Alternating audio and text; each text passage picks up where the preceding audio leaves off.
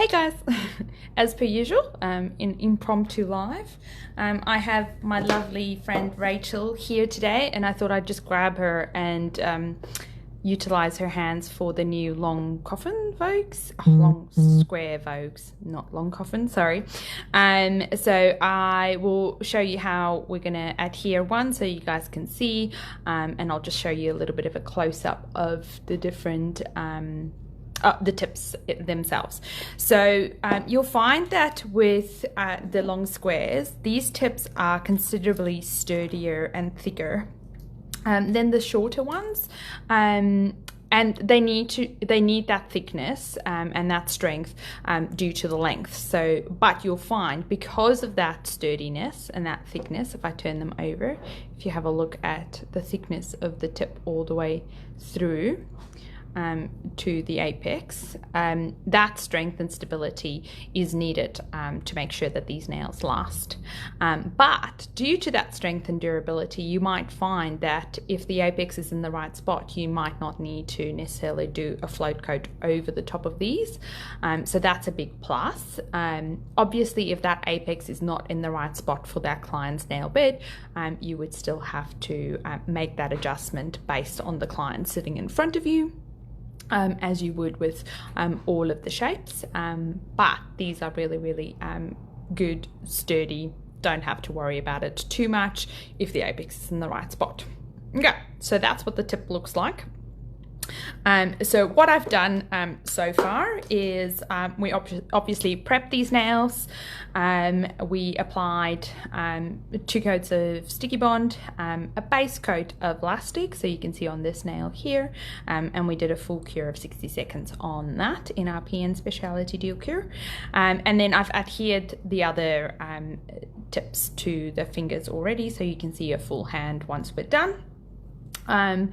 I'll show you what my prepped tip looks like. So I obviously etch up the inside with I personally love my little cuticle away ball bits. So let me just grab it. So I use my cuticle away ball bits, but you are more than welcome to use your mandrel with sanding bands to etch up the inside of the tips, and then I love to do a coat of sticky bond to the inside of the tips because that just helps to chemically edge it. So if I've missed any areas, that will just ensure that the tip will stay attached and we won't get any detachment.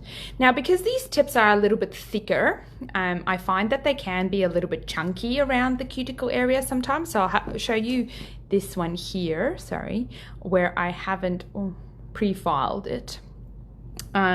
So they tend to be just a little bit thicker just because the entire tip is that tad thicker. So what I do with them is I just pre-file the tips around the cuticle area, which means that it just makes the blending of that tip so much easier if I do that before. If I file this area before and I go in and I adhere this tip, that filed area, once you go in with your alcohols, your acetone swipe, lots of tongue ties today, sorry guys.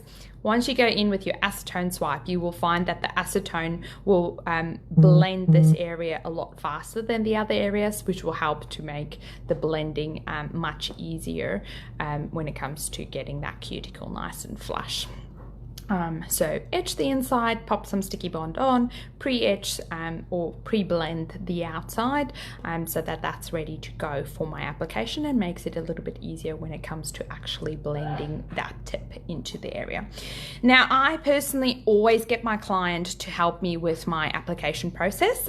So Rachel's got our mini LED lamp ready to go, and when I give her the indication, she will hold it over so that we can flash cure that nail into place.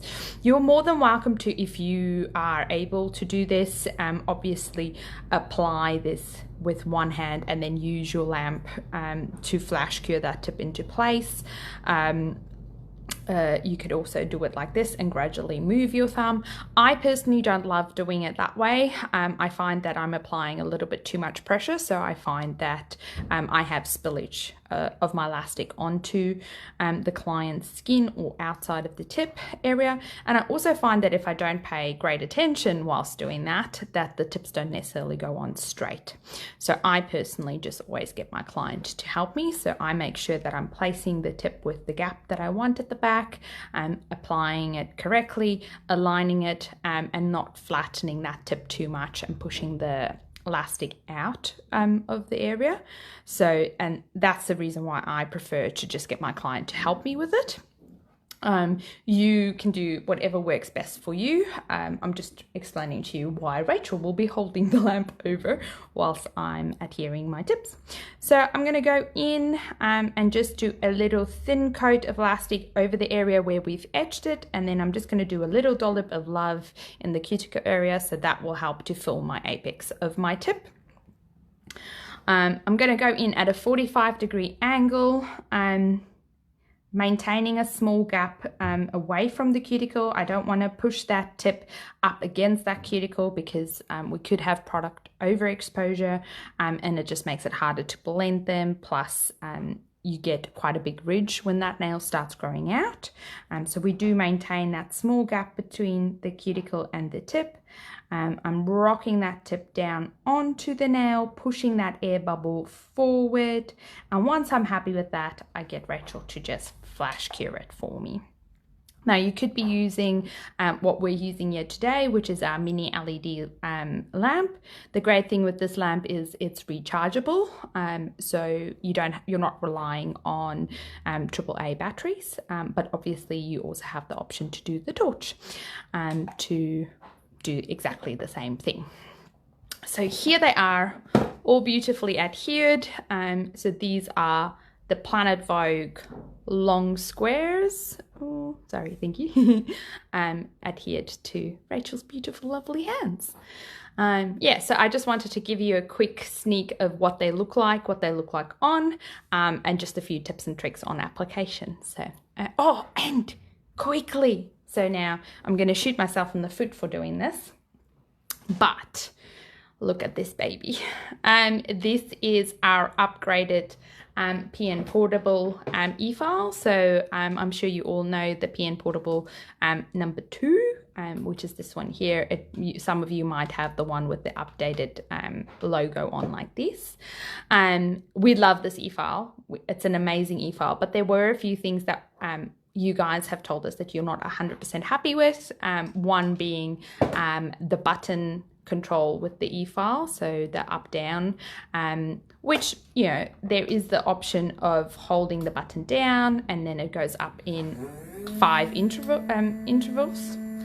But we have had a lot of people give us feedback on that, saying that they don't enjoy this aspect of it. So we have launched it with a knob. So the knob's back. So for you guys who knew the PN Portable 1 that loved the knob of it, this one's back. The speed control and on off is now on the twist lock button. And my absolute favorite feature of this e-file is it has a play pause button now. So what the play pause button does is when you switch it on and you have it at full speed and you need it to stop to, let's say, grab a cuticle nipper to change, to nip some skin off that's in your way, you wouldn't have to switch it down all the way. You could have it at full speed, leave it at full speed, press your play pause button, put it down. Or if you needed to change bits, you could just grab the different bit, pop it in,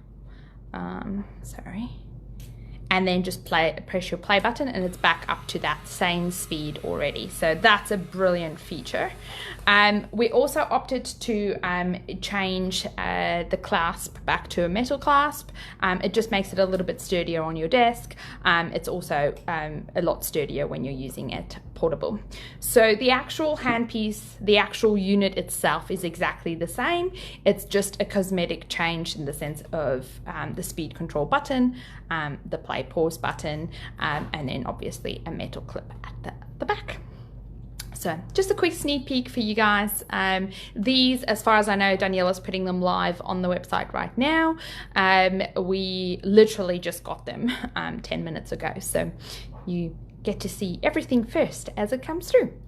I hope you guys have a lovely day. We'll talk soon.